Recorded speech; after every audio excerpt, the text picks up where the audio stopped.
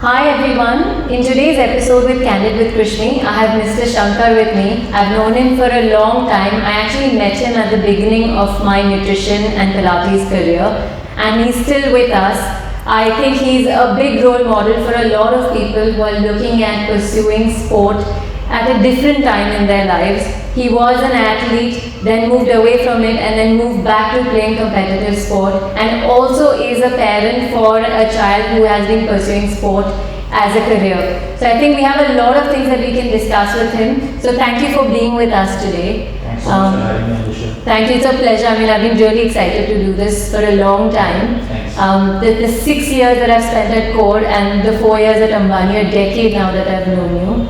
I think for a lot of us as consultants, you're a perfect patient role model athlete to have because you listen to us all the time. So first thing, I think I want to get to the audience to understand your fitness journey so far, or what you started off with. Did you have a fitness goal in mind, and how did you go about it over the last decade? So it's an interesting question because when I look back at, so I played competitive cricket for 10 years, nowhere close to elite, so I have no pretensions about that. So the key thing was when I started playing, I had no fitness goal. It was all about just playing. And when I reached college, so I had and I must say this, it's an interesting story, and it's got to do a lot with tennis, right? So in cricket, you had no role models with it. So you had Kapil Dev, you had Mahendra Ramana, and then just across the border, you had Imran, and then you had tennis league, right? But in cricket, when you look at cricket, there are no role models for fitness. It was more a skill game, right? So when I started playing at college level, and Zubin Balocha, I mean, he's a legend. He was our skipper, and I remember day one of our off-season training, he just unfurled Pat Cash's poster. He won the 1987 Wimbledon finals, and it's an interesting story. What he did was the longest jump in terms of rankings from 413 to 203. He beat Wilander in the pre-quarters and he beat Lendl in the finals. He came back from back surgery, and a month before Wimbledon, he had an appendicitis and he had to go undergo an appendectomy. And Zubin unfolds this poster, right? And it had Pat Cash with his 6 packs and so on. So there were many of us who wondered why bring tennis into a cricketing environment. And I think Zubin had the vision to think that fitness could actually in cricket be a differentiator in performance, not just to be able to play, but to make that difference in terms of performance.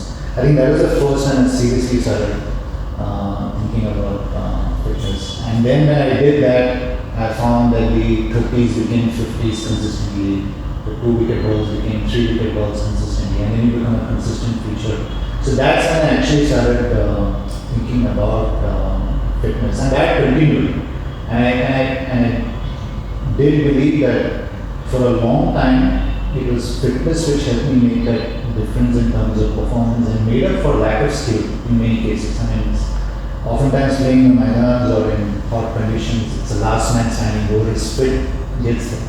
So that's been my journey. So it was interesting when you asked me this question to look at, did I ever set out as a goal? No. But I think I learned it on the way. And mid-80s playing cricket, fitness was not part of tradition, which has changed a lot. Correct. So if that was the case, I know when you met us, you were looking at getting to that next fitness level. Also, you had a break from playing competitive, then wanted to go back to playing competitive. So I know that when you take up something, it's not about just playing the sport. Recreationally, of course, you enjoy it and you're very passionate about it, but you also wanted to do well. And what was it that kind of helped you from the nutrition, the Pilates, the physiotherapy that you did? I know that a big part of both our journeys, going back to sport after an injury, our physios have played a big part as well. So all these 3 things combined, how did it help you get back? So a big part of my motivation was when my son was born and Krish was born. So I wanted him to play some sport. But I realized that after 22, when I stopped playing, I took my fitness for granted. So I would play weekend to weekend, so I not think about it much. But I guess it's not a good strategy.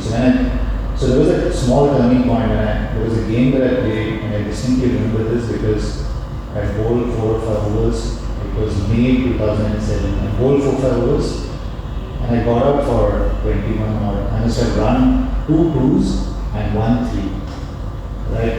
And I got out because I don't think I was fit. Yeah. Okay, I got out because of the exhaustion. I never in my competitive cricketing days did I ever get out due to exhaustion. Yeah. So when I looked at that and I said that if I really wanted to play cricket and be some kind of role model for British pickup sport, not just cricket, I needed to do better. And that's when I started training again. But then I had a bad back. Yeah. Okay, so then it pushed me back by another 5 years. Okay. So I never played between, so 35 I started playing again. I had an injury when I was 38. And then between 38 and 43 I couldn't play. Correct. And I think those 5 years, I think it was very important for me to get back. And 2 years I never did anything. And then it was a big where I worked with you, with Gauri. I would be so scared to even bend and touch my toes, right? I remember Gauri used to tell me your back is so bending. And not the work that we guys have put together, right? So that journey for me was very important because at that point in time, I was also very keen that we build another cricket team and we start playing competitive cricket again. And I desperately wanted to be a part of that. And you met a couple of my team members. Correct. Right? So, Yeah. so I desperately wanted to be a part of that. And that's a dream which has come true. And a big part of that dream coming true is the fitness work that we did. Because when we started putting that team together in 2012, all of us were about 35. Yeah. And we seriously wanted to be the most respected cricket team going around in the city. And fitness was going to be extremely critical factor for that. And we did very well. So whenever we played competitive cricket, we gave everybody a run for the money. And Vikas, we knew. And you met Mangal and others. Right? So for us, getting that respect as a competitive team who will give anybody a run for the money, for us fitness was very important. And every single time when we start a game, we would always say the last man standing will be the fittest guy. Yeah. And we did that. It has taken us 12 years now. Club has now moved on to B division, which is middle of But the it's an line. uphill climb It from has been an there. uphill climb, and it's very competitive. It's very competitive. The skill levels are fantastic. So we're very proud about that. But fitness and nutrition was a very critical factor for that because. So I break down nutrition into 2 things. One is diet and the other is nutrition. So in my mind it's. Yeah. So diet, I became very, very careful. Just doing moderate. Correct. It's not that I didn't eat my sweets or whatever. Yeah, but just moderating everything. Yeah. Absolutely moderating. And so that was one important thing that I did. So there was no binge eating. I just stayed away from. I actually one of the things I cut out was just street food. I just completely cut that out. Yeah. So those little things helped. And then when I started working with you, and because I wanted to do marathons and all that, so Correct. I started working with you. I think the importance of ensuring that I had the right nutrition elements taken care of, that realization now. So for me, diet and nutrition in my mind are 2 distinct Correct. Parts. One is what you follow, and the do's and don'ts, which is the part. Absolutely. I mean, the nutrition and making sure that. We had to work hard to make sure that we were not helping you at the same time, but not making you lose any muscle, and making sure that you were getting faster and stronger without affecting, muscle loss or any of the other things. Yeah. So for me, that nutrition was again just as fitness became a differentiator in performance. That was one part that I think the nutritional aspect became the differentiator because then again I could ensure that because of the nutrition, I could pull on in games where I might have given a whole year. Yeah. Because playing in your 40s is not easy. Yeah. So I had to prepare for games much in advance. So people used to laugh actually. So I used to tell my young team members that for a game on Sunday, my prep starts on Wednesday evening. Yeah. And he would laugh, right?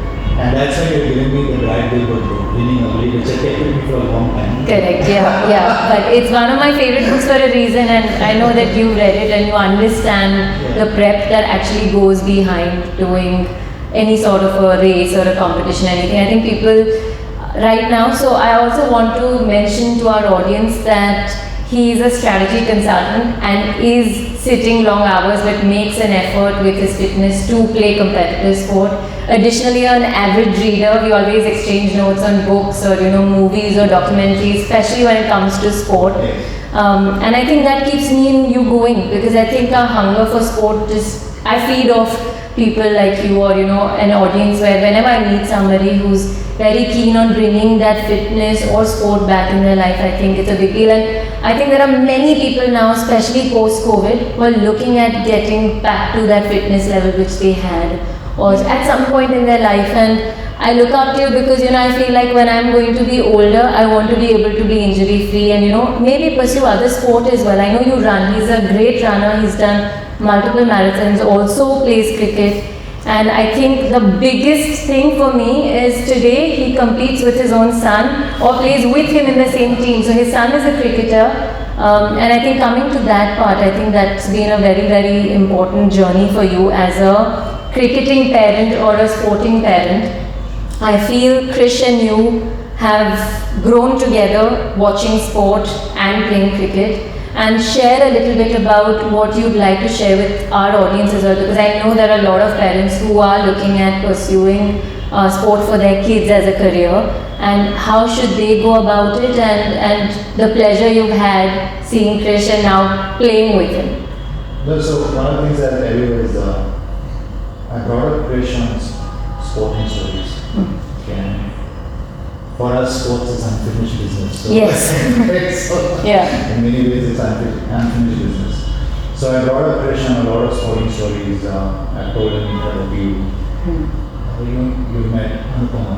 Yeah. Right? So I would tell him about her and I would talk to him about Zoom in.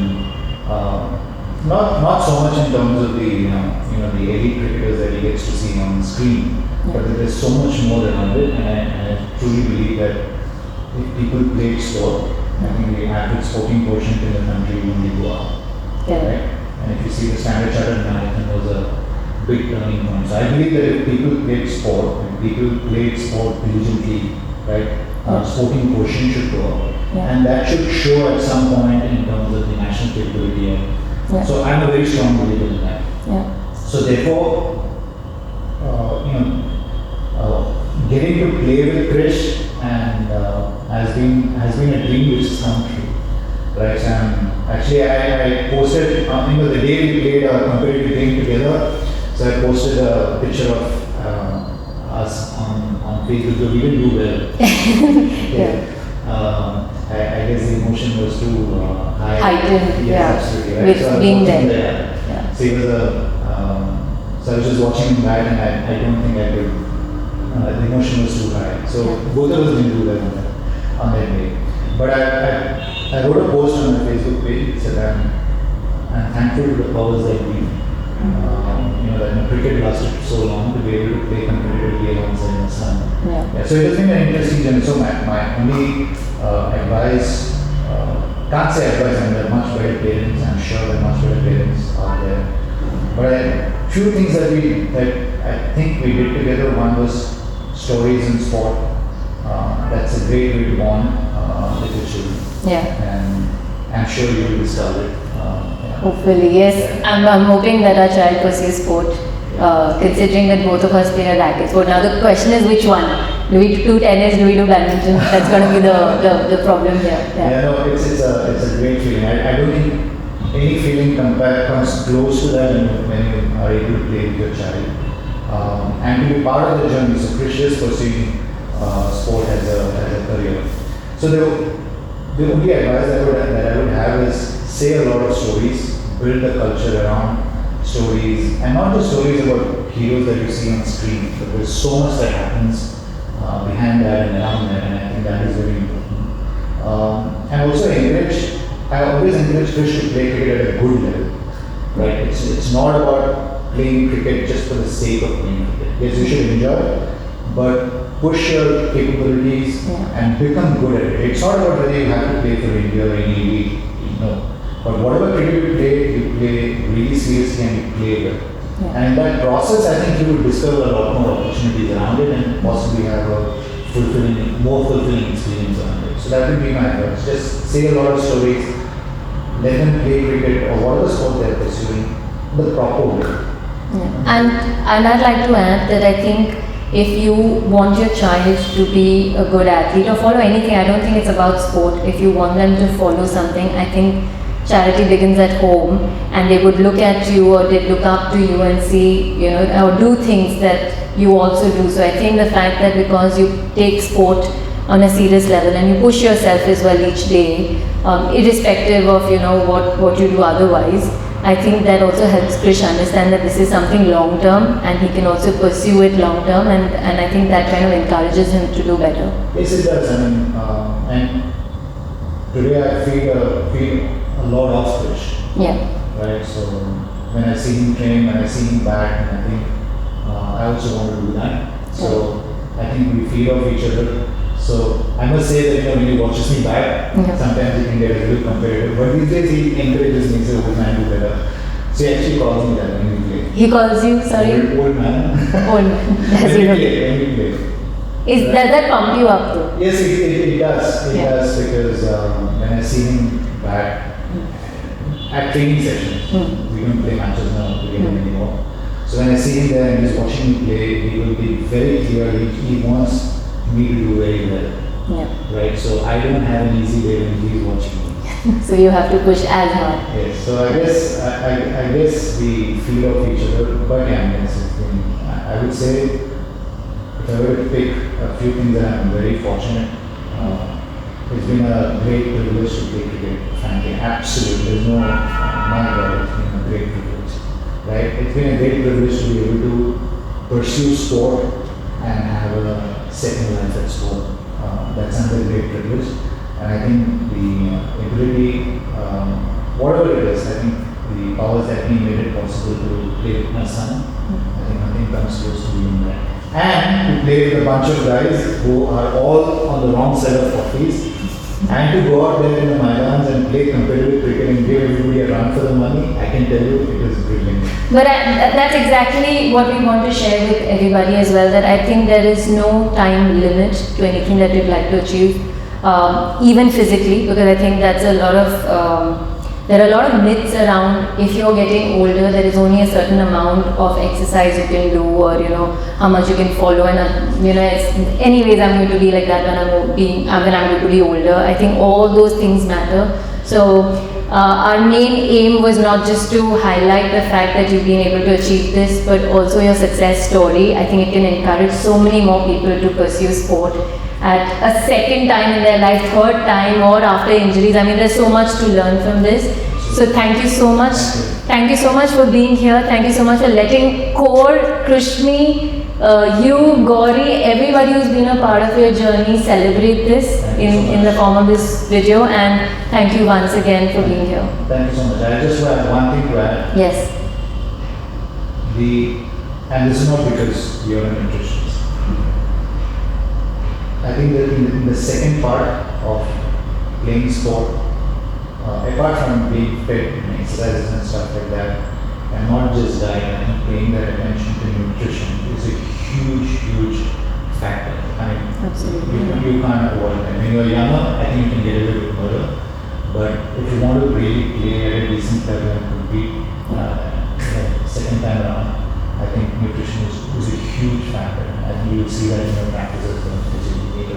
Yes, I think the numbers are growing. Like I said, I think we have a large set of population who now is looking at, getting back into fitness, following a nutrition plan, and I think, like you said, we have a live example here of who's done it, and I think I'm keeping my fingers crossed, but I know that I'm going to see you many more years, hopefully playing with Krish again.